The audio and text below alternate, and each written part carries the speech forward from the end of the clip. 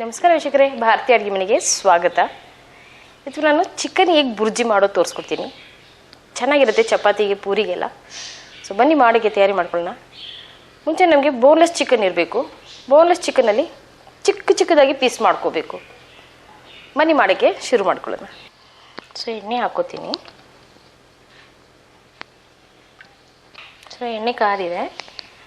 ಬೆಳ್ಳುಳ್ಳಿ ಹಾಕ್ತಾಯಿದ್ದೀನಿ. ಸಣ್ಣದಾಗಿ ಹೆಚ್ಚಿಟ್ಕೊಂಡಿದ್ದೀನಿ. ಪೇಸ್ಟ್ ಹಾಕಿದ್ರು ಸರಿ, ಈ ರೀತಿ ಸಣ್ಣದಾಗಿ ಹೆಚ್ಚು ಹಾಕ್ಕೊಂಡ್ರು ಚೆನ್ನಾಗಿರುತ್ತೆ. ಹಸಿಮೆಣಸಿನ್ಕಾಯಿ ಹಾಕ್ತಾ ಇದ್ದೀನಿ. ಅದು ಸಣ್ಣದಾಗಿ ಹೆಚ್ಚಿಟ್ಕೊಂಡಿದ್ದೀನಿ. ನಿಮಗೆ ಖಾರಕ್ಕೆ ಎಷ್ಟು ಬೇಕೋ ಅಷ್ಟು ಹಾಕ್ಕೋಬೇಕು.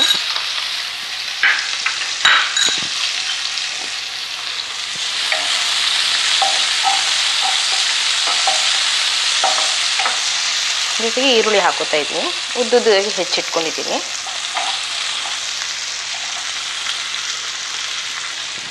ಸ್ವಲ್ಪ ಶುಂಠಿ ಪೇಸ್ಟ್ ಹಾಕೋತೀನಿ. ಜಾಸ್ತಿ ಹುರ್ಕೊಳ್ಳೋದೇನು ಬೇಡ.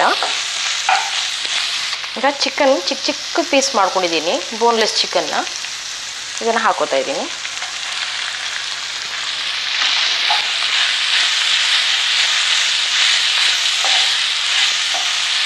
ಜೊತೆಗೆ ಟೊಮೆಟೊ ಹಾಕೋತೀನಿ. ಸ್ವಲ್ಪ ಕಾಳು ಮೆಣಸು ಹಾಕೋತೀನಿ.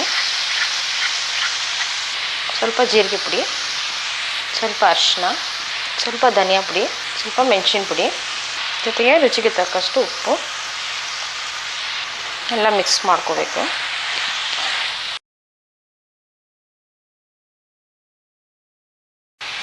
ಒಂದು 3 ನಿಮಿಷ ಮುಚ್ಚಿಡ್ತೀನಿ. ಸರ್ 2 ನಿಮಿಷ ಆಗಿದೆ. ಒಂದ್ಸತಿ ಒಳಗಿಂದೆಲ್ಲ ಮಿಕ್ಸ್ ಮಾಡ್ಕೊಳ್ಳೋಣ.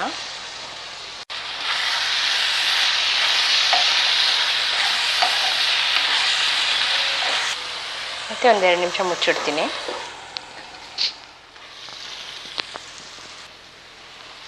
ಚಿಕನ್ ಎಲ್ಲ ಬೆಂದಾಗಿದೆ. ಒಂದು 3-4 ನಿಮಿಷ ಸಾಕು. ಸಣ್ಣದಾಗಿ ಇರೋದ್ರಿಂದ ತುಂಬ ಬೇಗ ಬೆಂದೋಗ್ಬಿಡುತ್ತೆ.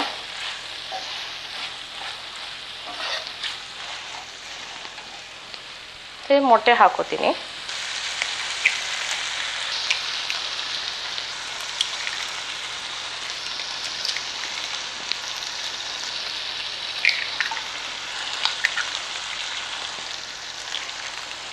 ಸೊ ನಾನು 7 ಮೊಟ್ಟೆ ಹಾಕ್ಕೊಂಡಿದ್ದೀನಿ. ಎಗ್ ಬುರ್ಜಿ ಜಾಸ್ತಿ ಬೇಕಂದರೆ ಎಷ್ಟು ಬೇಕು ನಾವು ಹಾಕ್ಕೋಬೋದು, ಅಥವಾ 10 ಹಾಕ್ಕೋಬೋದು, 1 ಡಜನ್ ಹಾಕ್ಕೋಬೋದು, 12 ಆ ರೀತಿ.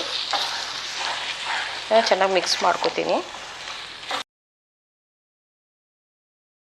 ಮೊಟ್ಟೆ ಎಲ್ಲ ಬೆಂದು ಗಟ್ಟಿಯಾಗೋವರೆಗೂ ಇದೇ ರೀತಿ ನಾವು ಮಿಕ್ಸ್ ಮಾಡ್ತಾ ಇರಬೇಕು. ಸ್ವಲ್ಪ ಕೊತ್ತಂಬರಿ ಸೊಪ್ಪು ಹಾಕೋತೀನಿ.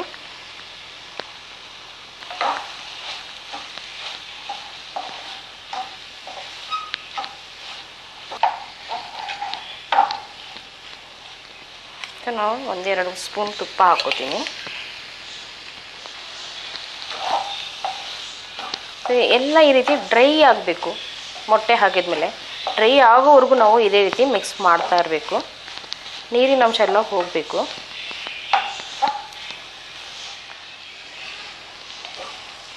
ಇದನ್ನು ಆಗಿದೆ, ಪೂರ್ತಿ ಡ್ರೈ ಆಗಿದೆ. ಸೊ ಗ್ಯಾಸ್ ಆಫ್ ಮಾಡಿಕೊಂಡು ಡಿಶ್ ಔಟ್ ಮಾಡ್ಕೊಳ್ಳೋಣ.